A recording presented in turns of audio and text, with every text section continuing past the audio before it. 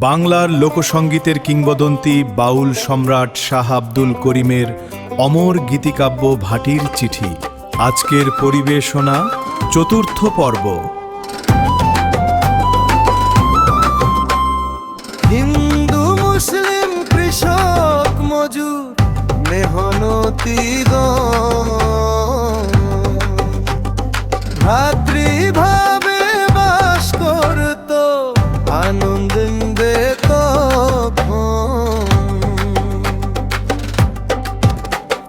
কাঠের কুন্দে জমিতে সে দিত যত নিত কৃষকে পাইত ভালো ফল। গরু মহিষ দিয়ে লাঙলে বাইত হাল, মিলেমিশে চলতো সবাই, ছিল না ভেজাল। কুড়ে ঘর করে মানুষ বাস করতো যে গ্রামে, ছনবাস কেটে আনত নিজ পরিশ্রমে।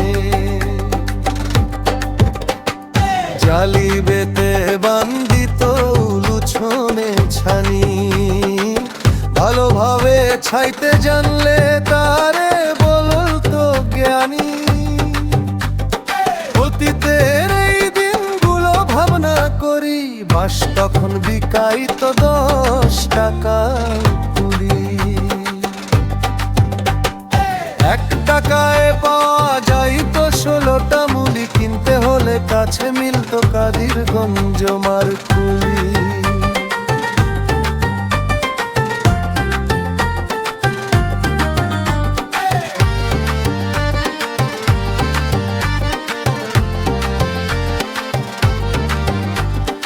এক পয়সায় 1 ছলি পান তখন পাইতো, 4 আনায় 1 সের সুপারি কিনে খাইতো।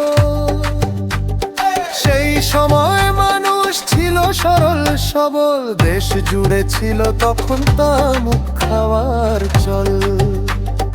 1 পয়সায় 1 সের চিটা কিনতে পাইতো, 2 আনা 10 পয়সা সের তামুক লইয়া খাইতো। তামুক কুটার জন্য ছিল ছোট গাইল ছিয়া, কুটিয়া মিশাইয়া লইতো গাইলের মধ্যে দিয়া। কাঠের নই চড়া লাগাইতো নারিকেলের ফুলে, তার উপরে মাটির 1 কলকি দিত তুলে। কলকির মধ্যে ভালোভাবে তামুক সাজাইতো, তার উপরে আগুন দিয়া মিলে মিশে খাইতো। বটনি হুক্কায় লাগাইতো বাঁশের 1 নল, হুক্কাতে ভরিয়া লইতো শীতল গঙ্গার জল। কোনো বাড়িতে ফসি হুক্কা ছিল, বৃন্দাবনী হুক্কা পরে বাহির করে দিল। গ্রামের সাধারণ মানুষ কৃষক মজুর যারা, ছোট নারিকেলের হুক্কায় তামুক খাইতো তারা। নলবিহীন হুক্কা তাহা হাতে তুলে খাইতো। কাজের মানুষ কাজের বেলা সঙ্গ লইয়া যাইতো,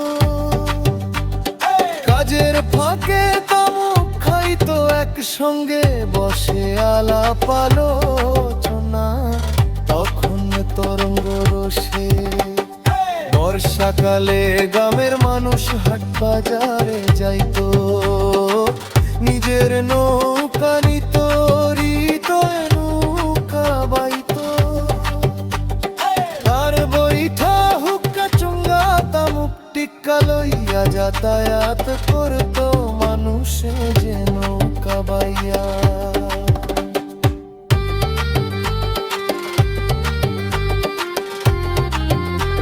আপনারা শুনছেন বাউল সম্রাট শাহ আব্দুল করিমের ভাটির চিঠি। দ্য সিলহেটি ভাইব সাবস্ক্রাইব করুন।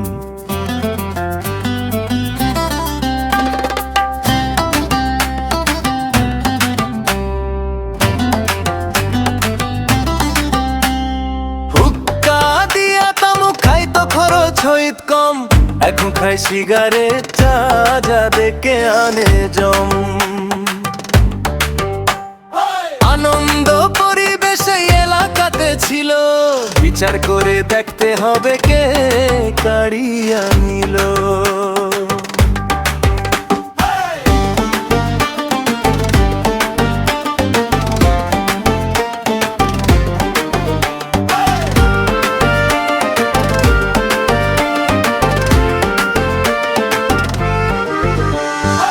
এই ছিল ভাটির অতীতের ছবি, প্রাকৃতিক স্বভাবে গড়া কত বাউল কবি।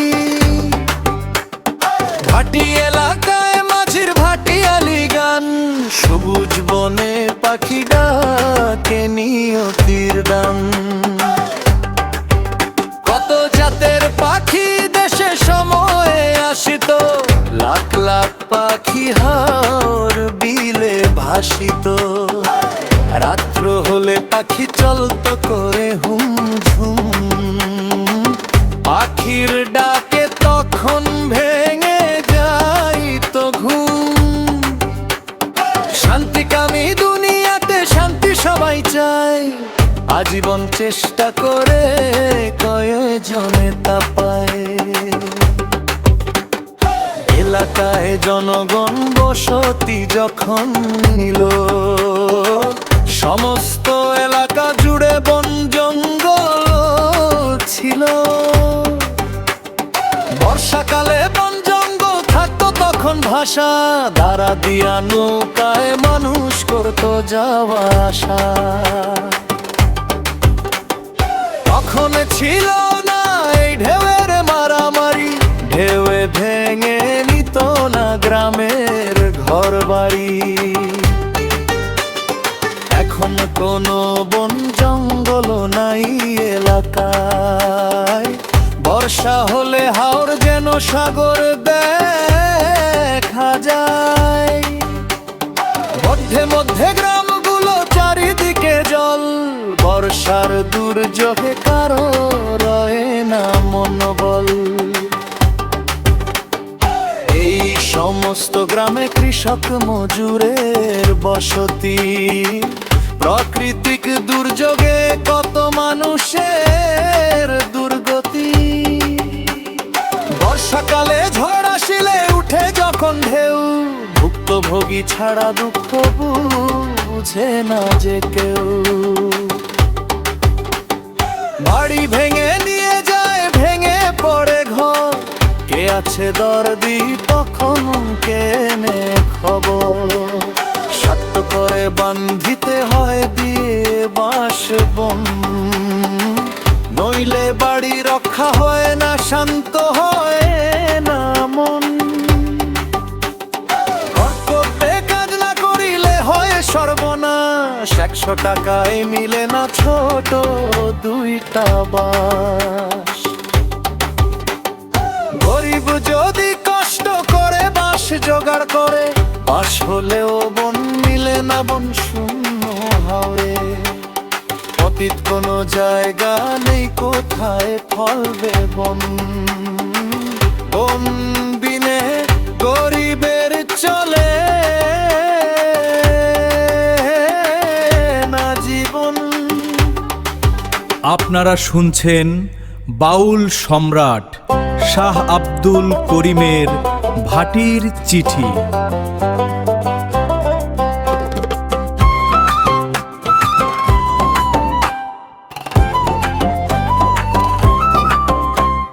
কুঁড়ে ঘর করে গ্রামে বাস করে যারা, ঘর করিবে কেমন করে ছন্ন বন ছাড়া। বন্য শূন্য হইল যখন এই ভাটি অঞ্চল, সাধারণ মানুষের মন হইল চঞ্চল। এখন একটি উড়ে ঘর করিতে তৈয়ার কম পক্ষে 5,000 দরকার। জীবন নিয়ে বেঁচে থাকার উপায় নাই, যার ঘর করিবে কই পাবে টাকা 5,000। মান হলে নৌকা যোগে পাহাড়ে লোক যাইতো, পাহাড়ের কাছে তখন ছনবন পাইতো। ছনবন কেটে আনতো নিজ পরিশ্রমে, অবস্থা দেখে এখন পড়ে গেলাম ভ্রমে।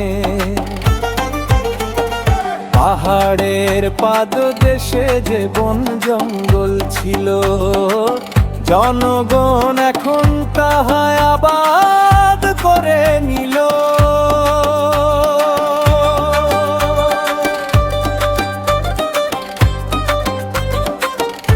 দি সিলেটি ভাই থেকে এতক্ষণ শুনলেন বাউল সম্রাট শাহ আব্দুল করিমের ভাটির চিঠি।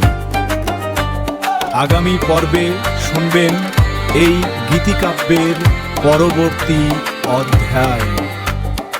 ভিডিওটি ভালো লাগলে চ্যানেলটি সাবস্ক্রাইব করুন। সবাই ভালো থাকুন,